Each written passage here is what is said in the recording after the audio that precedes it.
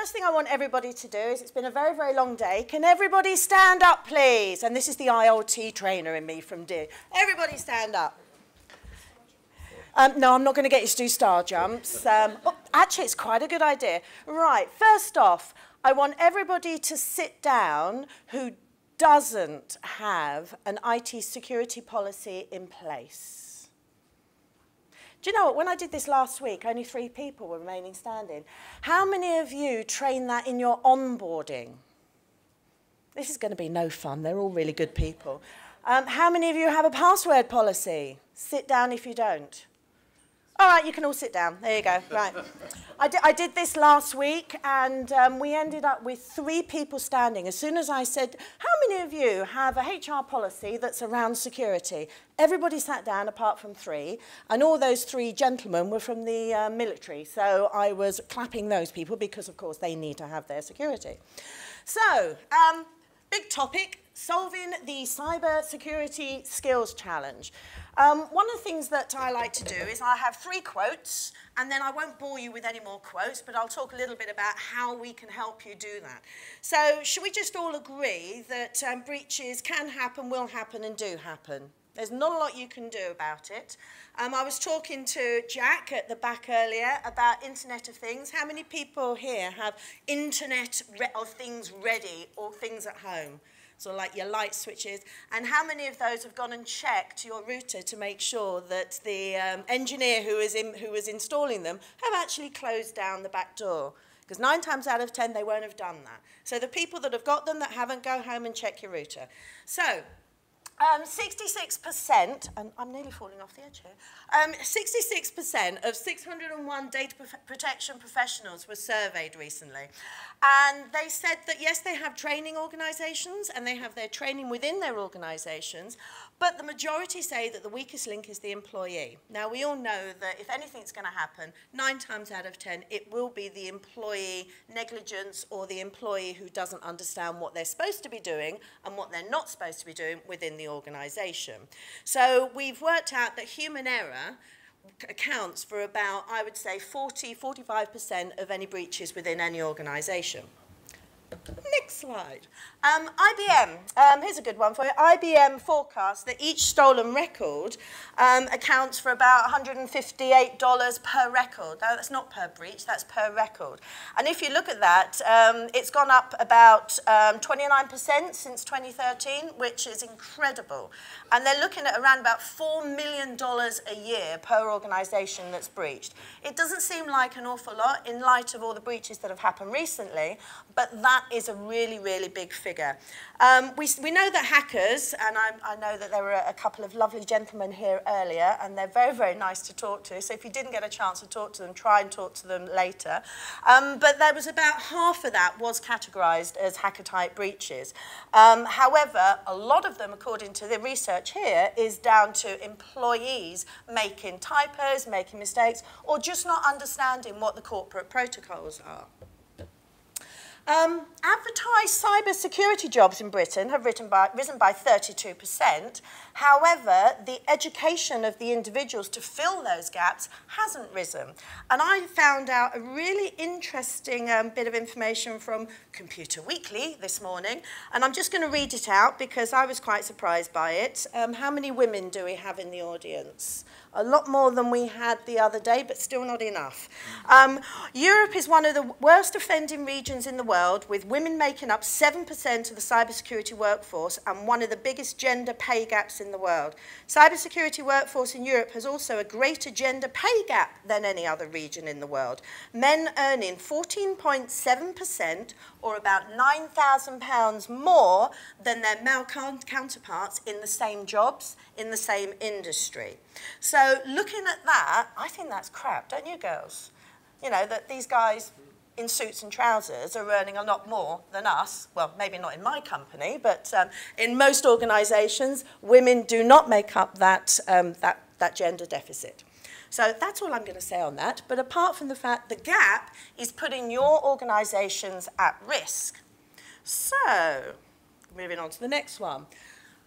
Employees, would you actually believe that employees are your first line of defence within any organisation? 9 times out of 10, they're also your weakest line of defense in any organization. We know that education is key. And we know that our HR and L&D professionals try their utmost to try and provide everybody within the organisation that first line of security response. However, how many of you here work with your HR or L&D teams to put together a robust learning strategy for your organisation? Hands up. 1, 2, 3, 4, 5, 6, 7, 8. That is crap. You know, why aren't you talking to your learning leaders to put together the right education for the right people within your organisation? So here are some tips. How am I doing for time, boss? Carry on. Okay. Education steps, onboarding. Now, onboarding is the first time that you will ever touch any of the employees within your organisation. I have seen a lot of organisations now doing pre-onboarding, which is if they have individuals that are coming into the organisation, they will send them online learning or education packs to start training them before they get to the organisation so they know what they need to do. But when you get them in the onboarding, rather than a learning and development person standing up and saying, passwords, they need to be more than 8 characters. They need to be 15 characters using multiple different digits, blah, blah, blah, blah, blah. If somebody was to ask that HR or L&D person, why is that necessary? 9 times out of 10, they would not be able to answer that. You as security professionals need to help the L&D teams build a robust onboarding program. Role-specific education, and I'm going to come up to role-specific education, but role-specific education, right from the C-suite, right the way down to the shop floor, is going to be different. You can't give your firewall guys the same training that you give your customer service guys. It just doesn't work. So what you need to do is you need to work again with your training teams and with providers to put together role-specific training. There's plenty of organizations out there. Pluralsight is one of the best in the world. I should say that because I'm working for them. But the sort of things that you need to include in your onboarding are things like the phishing scams, what people can say over the telephone, what information they can give out, what information they can't give out.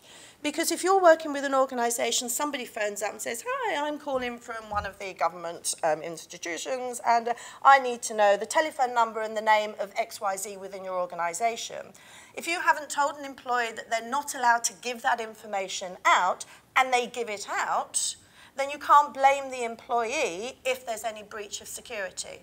So by giving the employees the right tools, then you can build that into your policy. How many of you run annual, tick the box to say you've read the security policies? Oh, less hands than actually do onboarding. Interesting.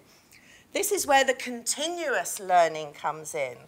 Yes, it's like banging a brick into a wall sometimes, but you need to keep that education rolling. Don't believe that just because you've told an employee once means that they will retain it. Has anybody ever heard of the Ebbinghaus forgetting curve? I love that one. One person, brilliant. Would you like to explain it, sir? Okay, Ebbinghaus forgetting curve means you go on a training course, you listen to what people are saying, you get up, you walk out. Within 5 days, 10 days, you can only remember between 15 and 25% of what anybody has told you within that classroom. If you multiply that by 12 months, if you don't keep a continuous learning curve going round, then something happens in the organisation. Say, hey, you signed that policy, you said you did the training course.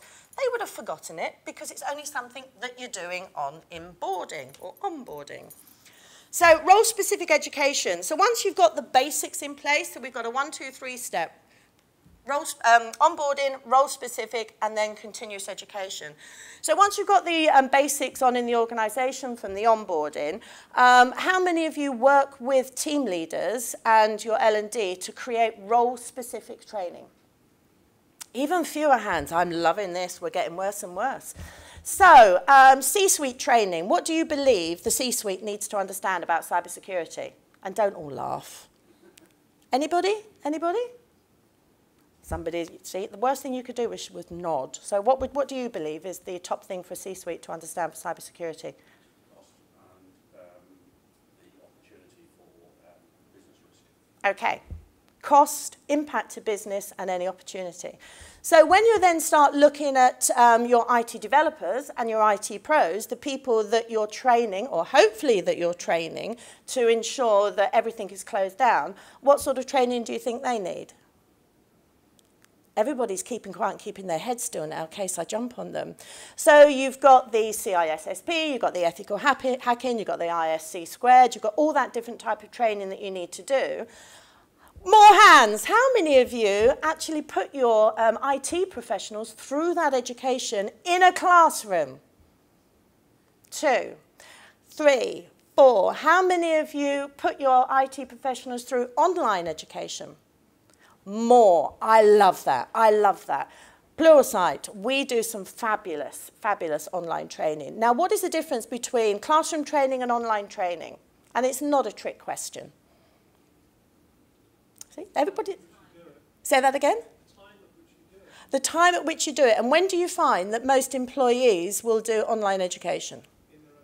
In their own time.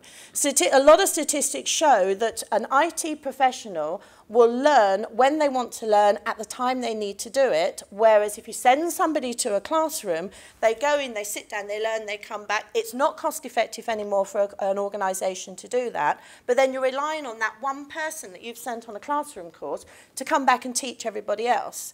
And what happens when you do that? Diluting of the message. So you need to be able to have the role-based education, and the next thing that I'm going to talk about, because I'm getting very close to my time, is fostering a culture of continuous learning and upskilling. I had a fabulous conversation with a couple of chaps earlier, and they were saying this is what we promote within our organisation. We don't just do the once-off learning event, we do a continuous event. Now, the best way to continually promote security training, security awareness, is to give people the tools that they can dip in and dip out at any one time. Don't rely on just sending somebody on a training course.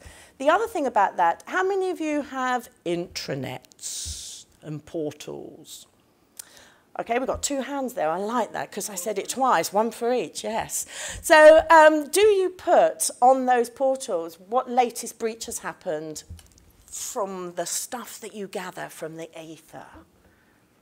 Do you let one person, love it. So do you let your IT pros and people across the organisation, well, there was an email breach recently today, and this is the impact to the organisation. There was the Ashley Madsen thing a few years ago. Let's hope nobody in this room was actually caught on that.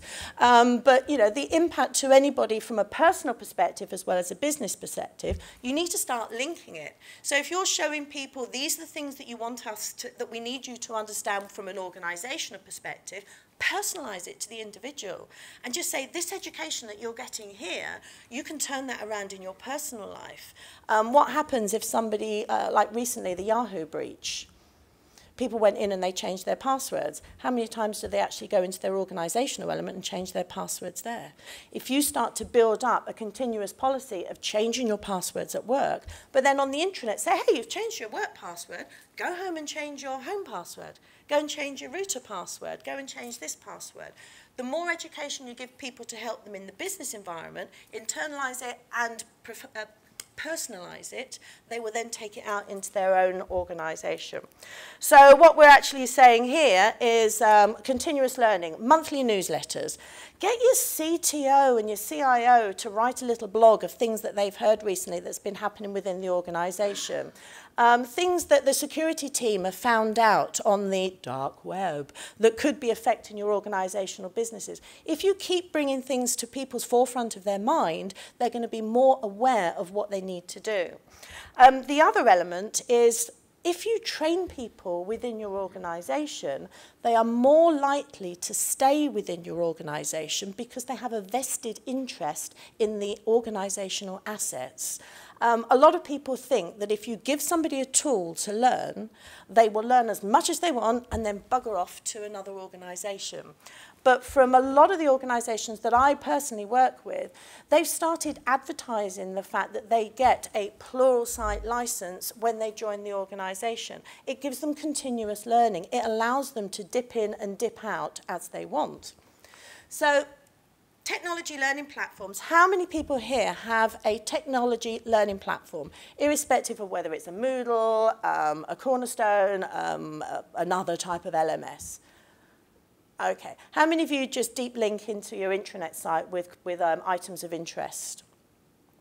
How many of you use Google search to find learning? So there's quite a few with that one. TEDx, yeah, YouTube, all that type of stuff. Well, from our perspective, acquiring and developing technology and developing that talent within your organization is going to be your unique selling point and your competitive advantage. If you can start giving people the right security training from a role-based specific, then you're more likely to keep people within your organization than them move over to another organization. Have your champions, find out who's passed their latest certification. Get them to go onto the internet and write a personal blog about how they have learnt within your organization and what they can do within your organization to train other people. Don't always rely on your L&D team to be able to have the best voice. These security teams have a more powerful voice to get that information across. And to be quite honest, you're more credible within the organization if you're the ones that are helping delivering that, that training. So, yeah. Your technology strategy shouldn't come from the classroom. We've already said that if you go into a classroom, how many of you have more than 5 technology professionals within your organization? More than 50 within your organization, and then we're going up. If you were to send all of those 5 people on one security training course, think of the amount of cost that it's going to cost you and the impact to your organization of those people being away.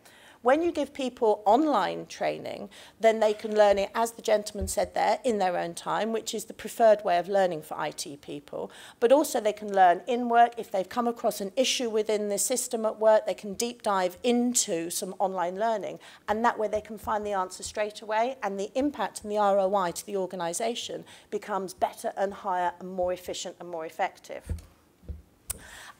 Just a quick idea of the sort of things that you need to be looking at within your organisation. Uncovering the brilliance. I love that term, uncovering the brilliance. How many of you actually know what your people know at any given time? One person sat at the front. I'm very pleased with that, sir. How do you do that?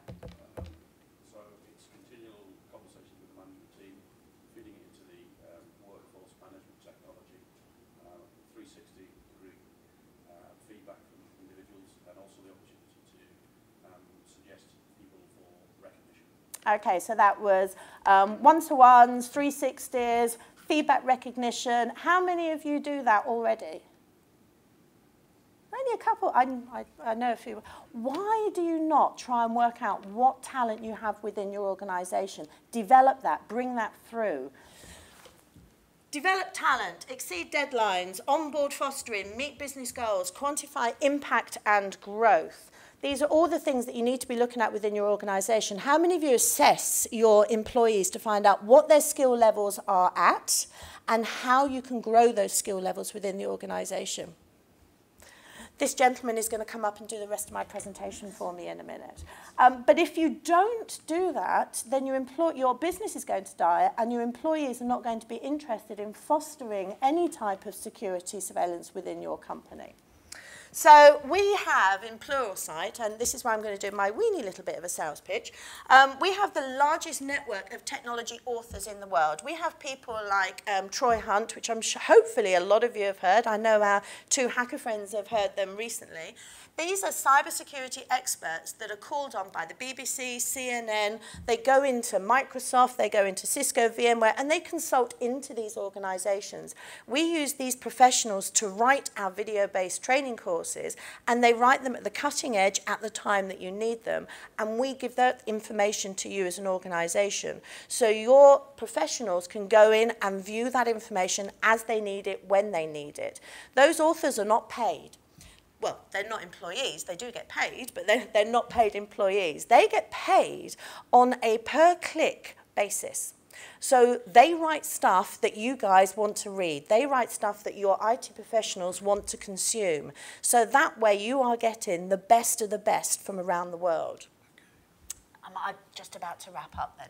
So 40% of the Fortune 500 companies use Pluralsight to stay competitive, and I'm just about to die, so I will finish on this particular screen, which is you should be evaluating your staff both on onboarding and continuously. You should be giving your staff all the information and tools that they need to be successful within their business, but also to be personally successful in their own careers.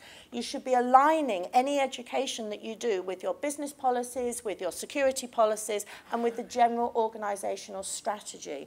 You should also be looking to close that skills gap, because if you don't do it, nobody else will. Individuals come to us to find the information that they don't know, to give them a better understanding of the environment that they're working in, to take them to the next level. It's not just your responsibility to make sure that happens, it's everyone's responsibility to make sure that we are educated from the youngest right the way through to the senior people within the organisation.